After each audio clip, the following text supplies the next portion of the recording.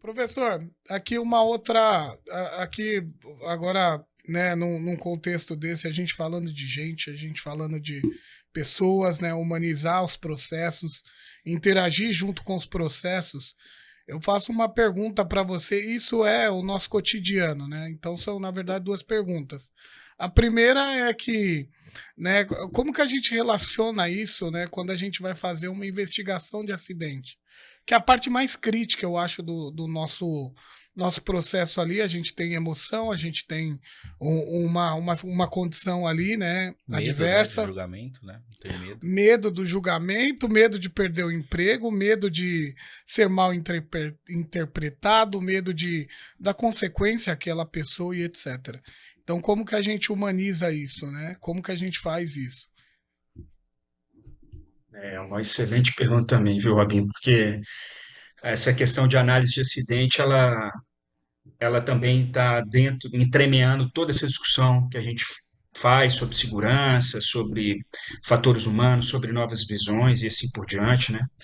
E atrelado a isso, a gente vê o tempo inteiro análise de acidente que vão terminar naquele binômio clássico, que é a culpa da vítima ou o erro do operador, junto com Falha alguma falha humana. técnica. Falha humana. É a falha humana e a falha técnica, exatamente.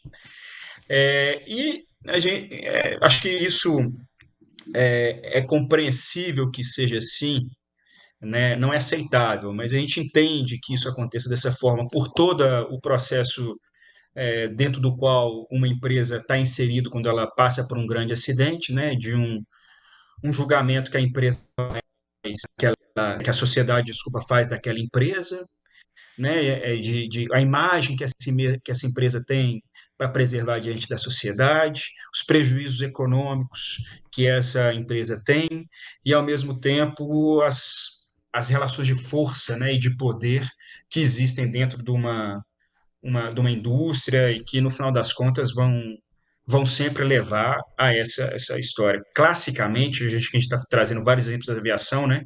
O acidente do Air France é um exemplo clássico disso, né? Que desde o início, o acidente foi em 2009, né? Os pilotos foram considerados culpados porque cometeram erros grotescos na aviação, mesmo sendo pilotos altamente experientes, se não me engano, o que menos tinha experiência era 6.000 horas de voo, o outro tinha 7 ou 8, e o comandante tinha 13, que é hora de voo pra caramba, né? E foram considerados como cometendo erros grosseiros, grotescos. E isso aí, depois de 4 relatórios, incluindo uma comissão que eles abriram lá de fatores humanos, 3 anos depois do acidente, o processo foi encerrado, o processo foi reaberto, acho que em 2018, e agora, recentemente, ano passado, né, teve um novo julgamento onde tanto a construtora, né, que é a Airbus, quanto a companhia aérea, né, a Air France, não tinham responsabilidade sobre o acidente e as famílias das vítimas até hoje não tiveram qualquer indenização no processo. Então, isso é um exemplo, eu acho, muito caricatural do que é uma análise o que é um acidente, a proporção que ele leva e aonde está o lado fraco, né, onde a corda arrebenta.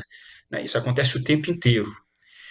É, a questão da punição é muito, acho que o Robinho falou, né, de que as pessoas fazem de tudo, então, para poder evitar com que o acidente apareça, o acidente que já aconteceu. Não é evitar que o acidente ocorra, isso a gente tenta evitar o tempo inteiro, obviamente, com a nossa experiência, com a nossa expertise, com a nossa capacidade de inovar, de reconhecer erro, de reconhecer problema, de criar solução, né? Falando dos trabalhadores no geral, né? E que isso a gente vai evitando o tempo inteiro, né? Só que quando o acidente acontece, muita gente não quer que ele apareça, né? Os trabalhadores, né? Porque o cara vira a bola da vez. Ele pode, de fato, tomar uma punição brava da empresa, pode ser demitido e pode e vira a bola da vez, né? Todo mundo começa a falar dele, né? Então, outro dia a gente estava na indústria do óleo e gás, numa plataforma de petróleo, e aí ele estava falando exatamente isso. Aqui a gente não, ninguém faz, a gente faz de tudo para o acidente não acontecer. Então eu já cortei dedo, mas eu não fui na enfermaria. Por quê? Porque se eu vou na enfermaria, pô, aí eu tenho que passar num processo de investigação enorme, não é nem de análise, é de investigação mesmo, ou de acusação. dependendo. Porque tem que falar com tanta gente e no final vou sofrer alguma punição. E aí eu chego ali no ambiente, na área, todo mundo me olha, aquele cara do acidente ali, ó, aí é ele ali. Então eu prefiro fazer de tudo. Só aqui o acidente só aparece quando não tem jeito mesmo. Aí quando não tem como evitar, esconder.